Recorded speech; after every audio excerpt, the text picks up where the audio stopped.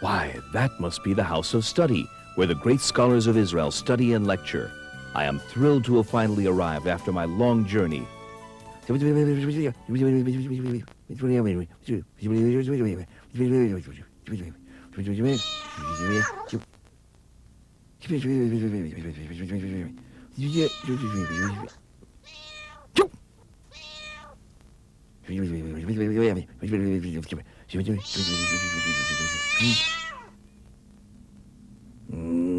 Shoo! Yeah.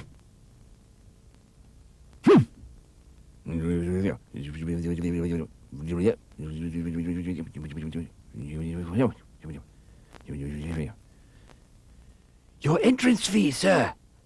Entrance fee? Why, of course. It costs 2 shekels to enter this house of study, where the great rabbis Shmaya and Avtalion teach. They are very learned scholars. Last week I overheard a marvelous class on the laws of Shabbat. I know they are very learned men and remarkable teachers. That is why I've come to study here. Well then, what are you waiting for? Pay your 2 shekels and walk right in. But, sir, you see, I don't have 2 shekels. Where I come from, there is no entrance fee to the house of study. Well then, where do you come from? Some distant Jewish community in Egypt, Mesopotamia, Syria, Persia, or maybe even Rome? You certainly would not hear such a marvelous class on the laws of Shabbat in any of those places. Actually, I come from Babylonia, where there are many learned scholars. Oh, pardon me, Mr. Babylonia. Well, if there are so many scholars there, why did you bother to come on such a long, weary journey?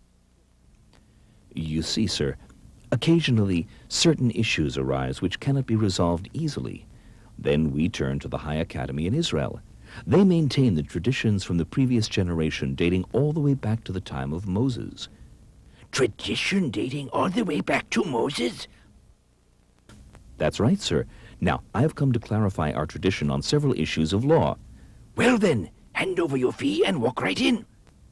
Sir, I'm terribly sorry. I've already told you I haven't the 2 shekels. You see, in Babylonia... How could you possibly compare Babylonia to the land of Israel? There the Jewish community can afford to build large halls of study and support the Torah students. Here, life is very difficult. We have to support this house of study and the teachers ourselves. That's why we must charge an entrance fee. No money, no entrance. Sorry.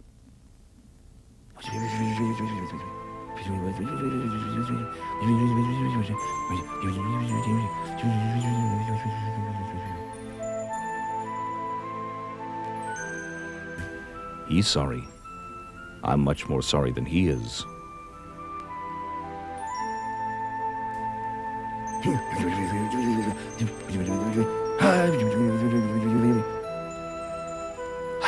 And after coming all this way, too, what will I do? The winter is coming. This forest gives me an idea.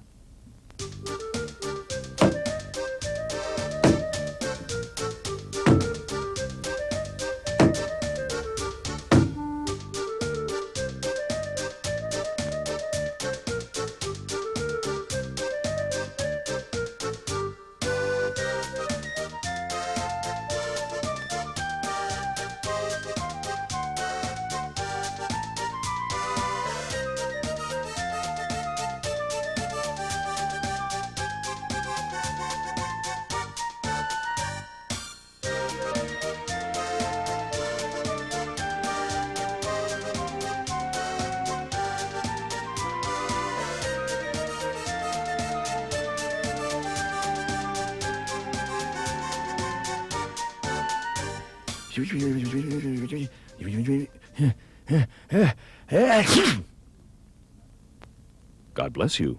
Oh, hello there, Mr. Babylonia. I remember you. My name is Hillel. Here are your 2 shekels. I see that you are a determined fellow. Well, come right in. Now you will hear the end of a most marvelous class on the laws of Shabbat.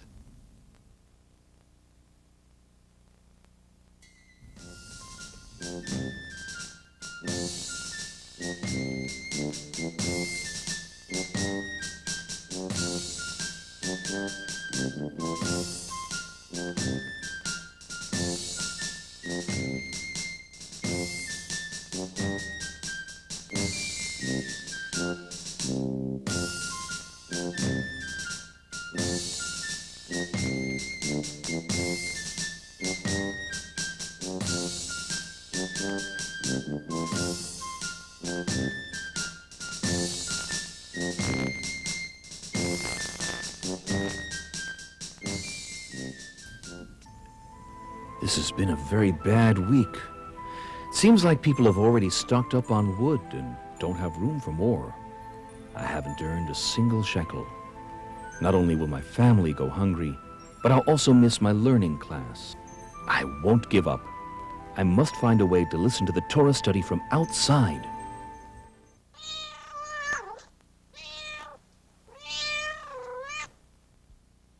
I got it!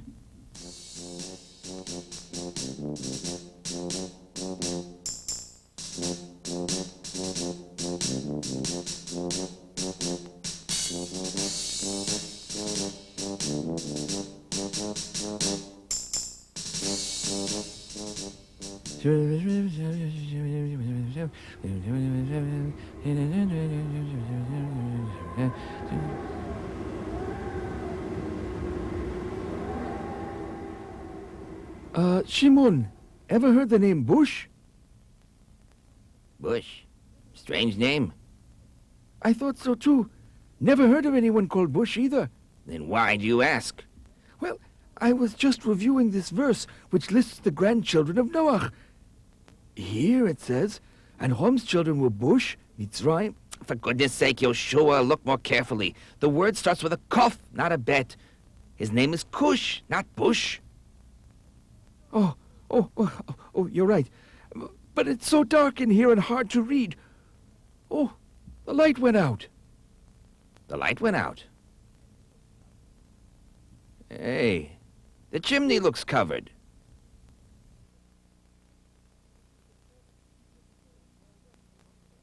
Maybe some fallen leaves and snow have piled up and blocked the light from coming through. Go ask the guard to check. This way. The guard went up to the roof. Oh my! I can't believe this! What is it? It's snow, all right, but not on leaves. There's a man lying here. A man? Let's help bring him in.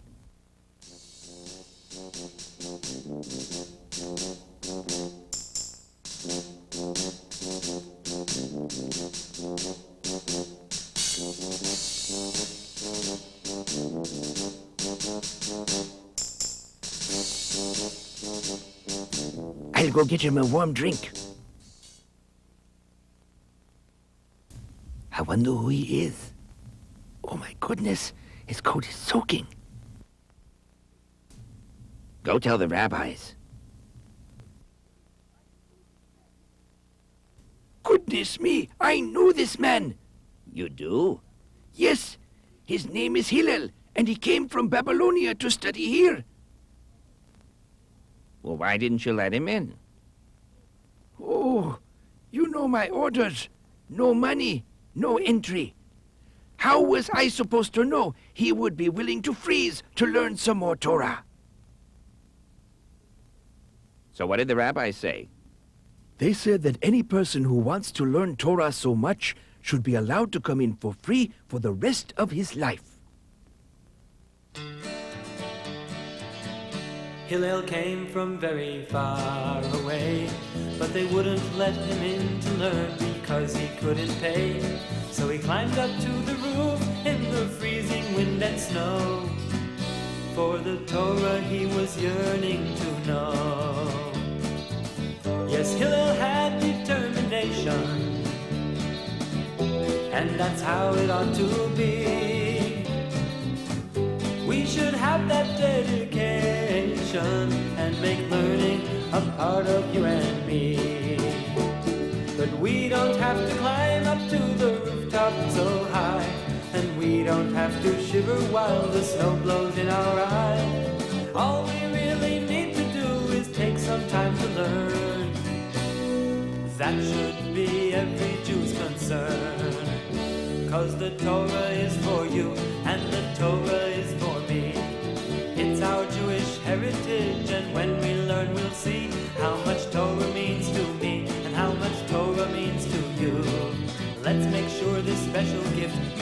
to every Jew.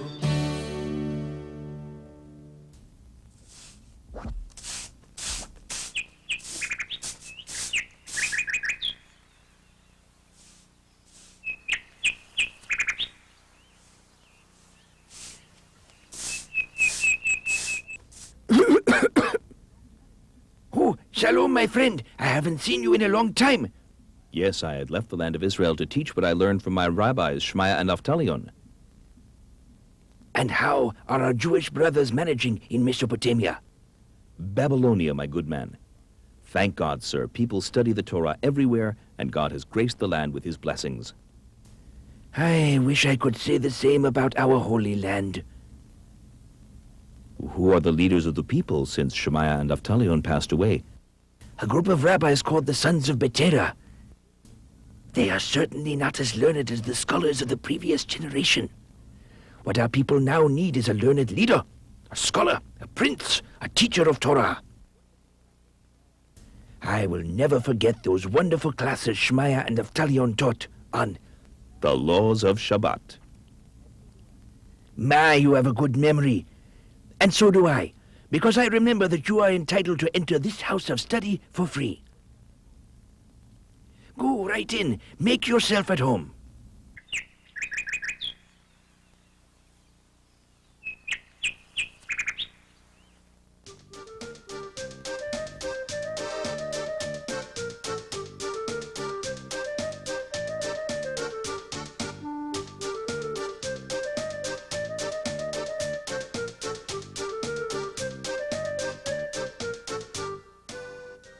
I just can't seem to recall the law. It's nearly Pesach and we must offer the Korban Pesach sacrifice. But this year, Pesach falls on Shabbat. Are we supposed to offer the sacrifice on Shabbat? The last time Pesach fell on Shabbat was so long ago I don't remember either. Well, what are we going to do, Hanina? We are the sons of Betera. How can we lead the people if we have no answer to this important question? If only we could discuss with a real scholar. We need somebody who has studied with the sages of Shemaiah and Naphthalion's generation. They knew the tradition from the time of Moses. But who, Hanina? Nobody like that is around today. Rabbis, we're sorry to interrupt, but we think we know just the man you're looking for. You do? Who? His name is Hillel. He comes from Babylonia. Hillel, never heard of him. Babylonia! Humph! How could an unheard-of ignoramus from Babylonia possibly help us? But rabbis, we've known him for years. And when he came from Babylonia, he studied with Shemaiah and Naphtalion. And he loves the Torah so much, he once froze under the snow on the roof just so he wouldn't miss a lesson. Yes, I've heard that nice story before. I like to tell it to my grandchildren. But it's true. And he really is a great scholar. Look, Eliezer. Maybe we should call him. What do we have to lose?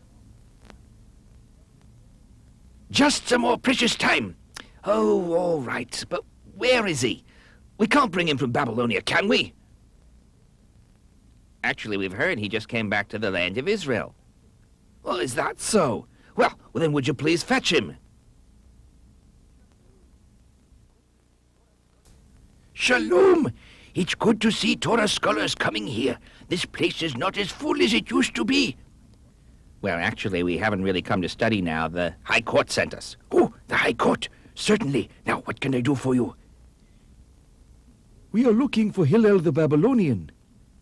Well, you've come to the right place. A great man like Hillel would obviously come to this house of study where I am the official guard. Sir, shouldn't you resume your post at the door? Oh, but I must escort Rabbi Hillel to the High Court. After all, the rabbis may wish to consult with me about my knowledge of him.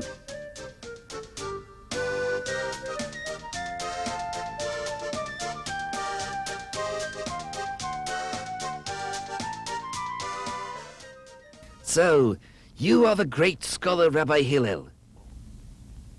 I am Hillel from Babylonia. We have a question that is very important for the observance of Pesach and Shabbat among all the Jewish people. The men who brought me here have told me all about it. No? The law is clear. The Pesach sacrifice must be offered even on Shabbat. How can you be so sure?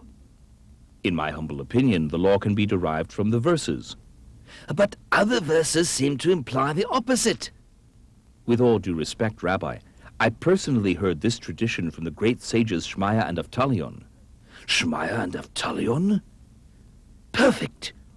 That's just what we're looking for.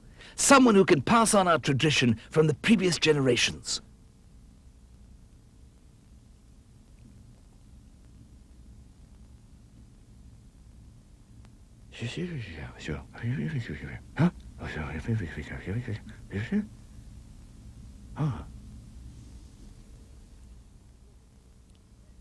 Rabbi Hillel, we hear that you're a great scholar.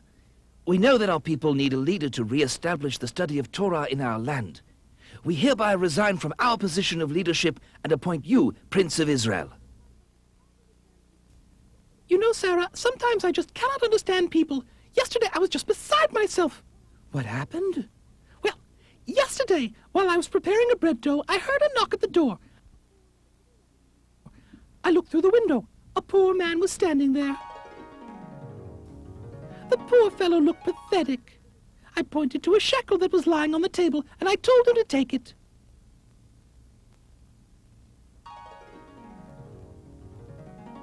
That was nice of you. Why should that get you upset? Oh, I was happy to give him the money, but he just stood there and begged for some clothes.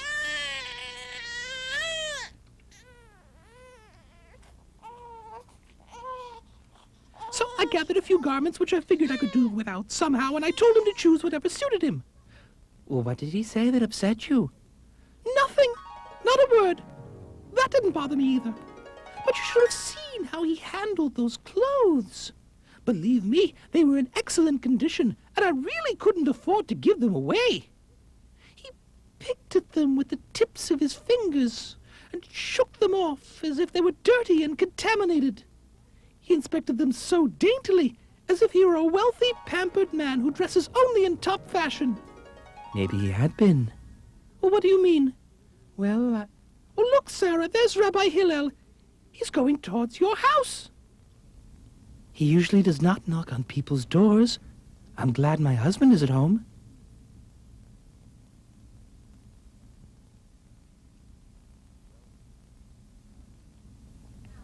Well, if I cannot find anyone, I'll have to do it myself.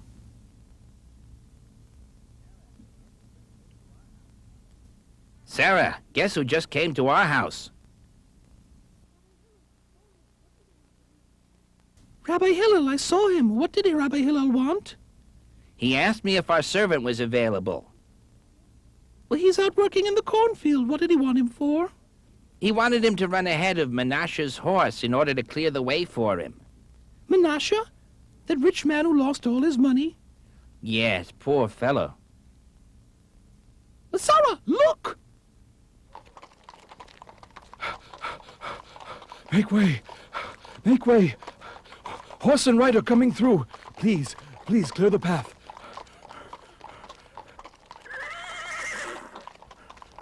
Please, make way. Make way. Goodness, Rabbi Hillel, why are you doing the job of a servant? That poor man had been wealthy in the past. He was used to having people take care of everything he needed. If we truly wish to ease his sorry lot, we should try to give him things he was used to having. I hired servants to clear the way when he has to travel. Today, I just couldn't find anyone else, so I did it myself.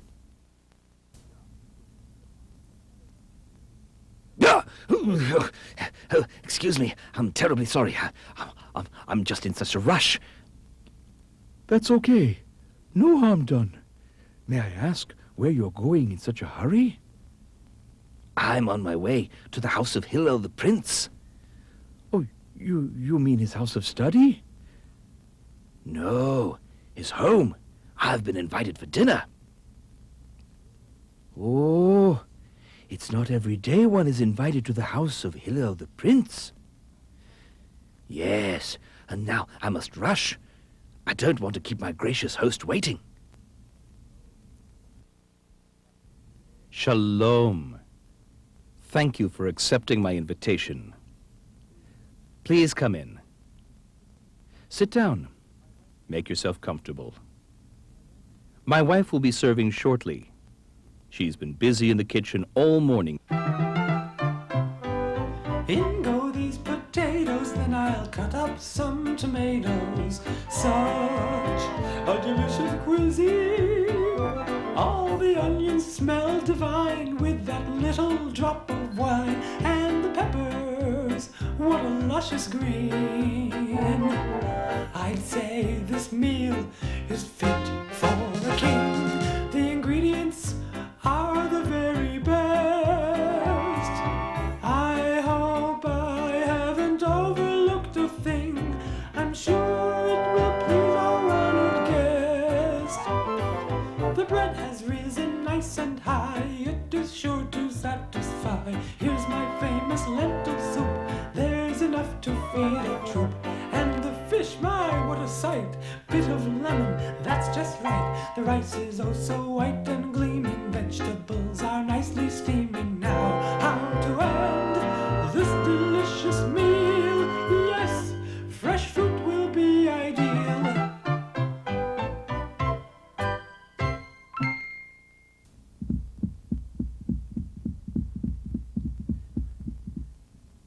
And to think, I had to rush to get here on time. I can't understand why the meal's not been served. Even more surprising, why is Hillel so calm? If I were he, I'd be embarrassed and angry at my wife for keeping a guest waiting so long. I can't believe how patient he is. I'm terribly sorry for the delay.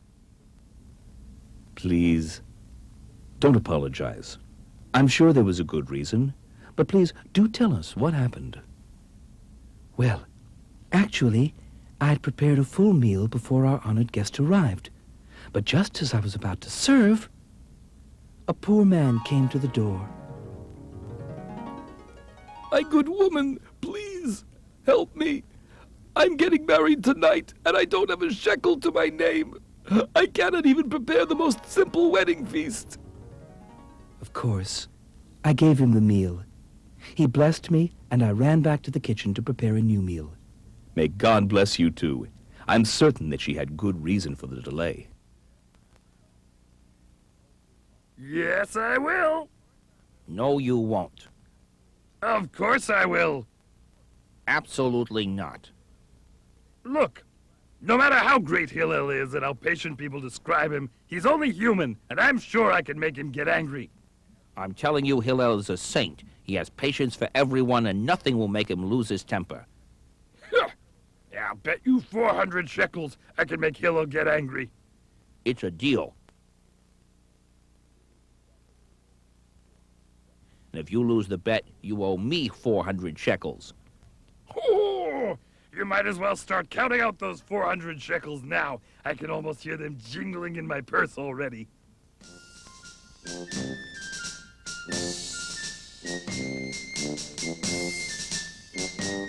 Now is just the right time to really make Hillel angry.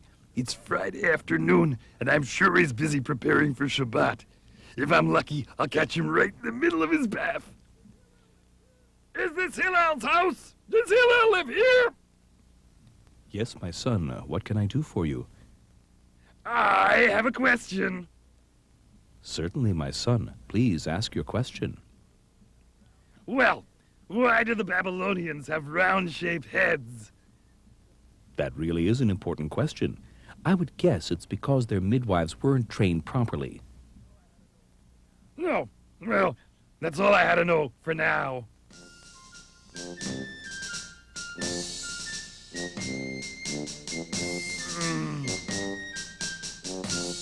I figure he's had enough time to get back into the bath. Is this where Hillel lives? Does he live here? Yes, my son. How can I help you? I have a very important question. Of course, I hope I'll be able to answer. Why do the Tadmor Desert people have such red, teary eyes? A good question indeed. I guess it's because the desert winds blow sand into their eyes. Ah, well, I'll think about that.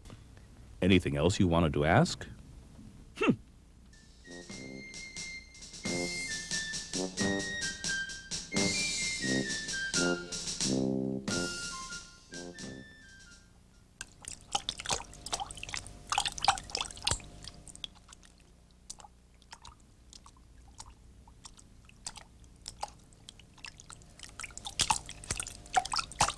Yeah, I can hear the water running.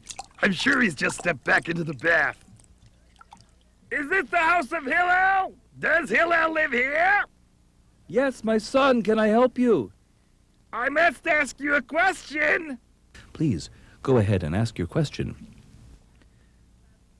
Why do the Africans have flat feet?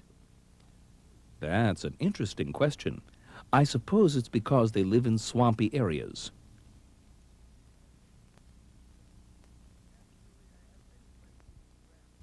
Actually, I have many questions to ask, but I'm afraid you'll become angry with me. Certainly not, my son. Please feel free to ask anything you desire.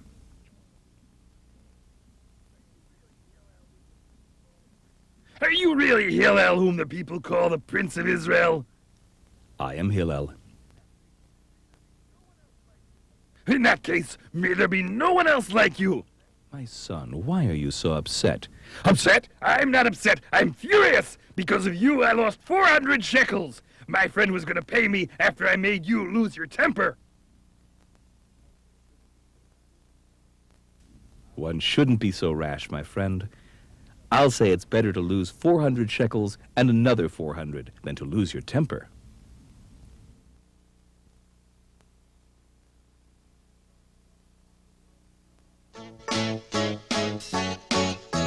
Imagine what the world would be like if everyone had patience. Imagine what the world would be like if everyone was gracious.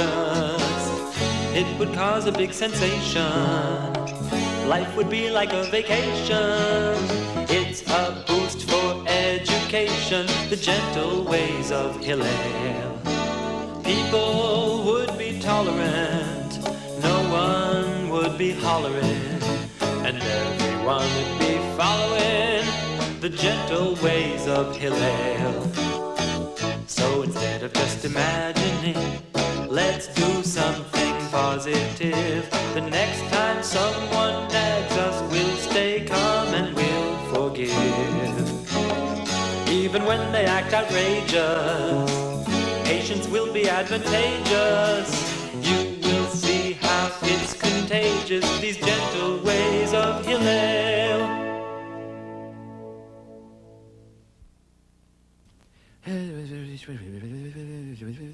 Rabbi, I've heard a lot about you Jewish people in your holy book, the Torah. I'd like to convert, but I've noticed that you people spend hours or maybe days, probably an entire lifetime studying the book. I'm not that studious. I'd like you to teach me what your Torah's all about in just one quick and short lesson, like, while I stand here on one foot.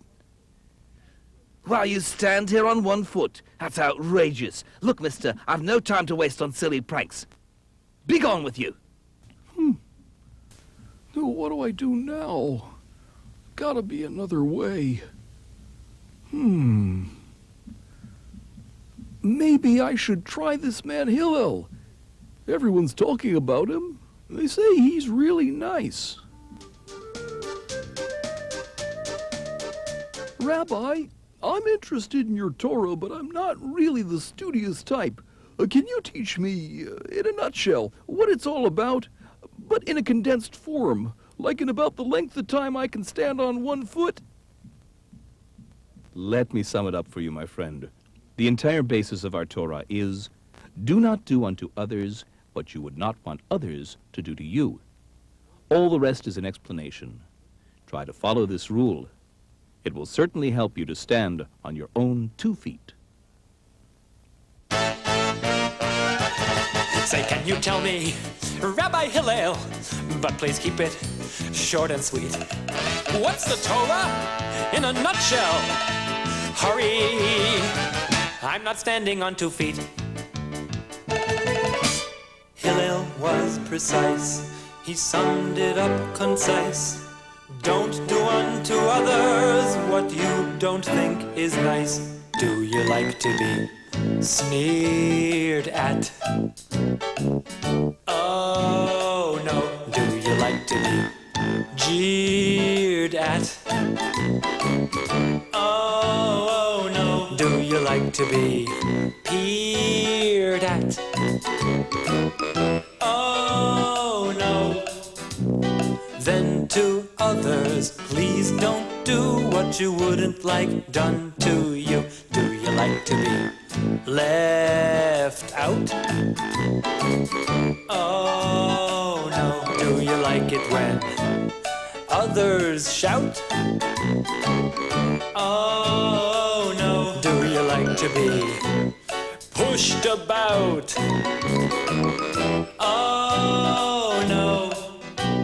Then to others, please don't do what you wouldn't like done to you.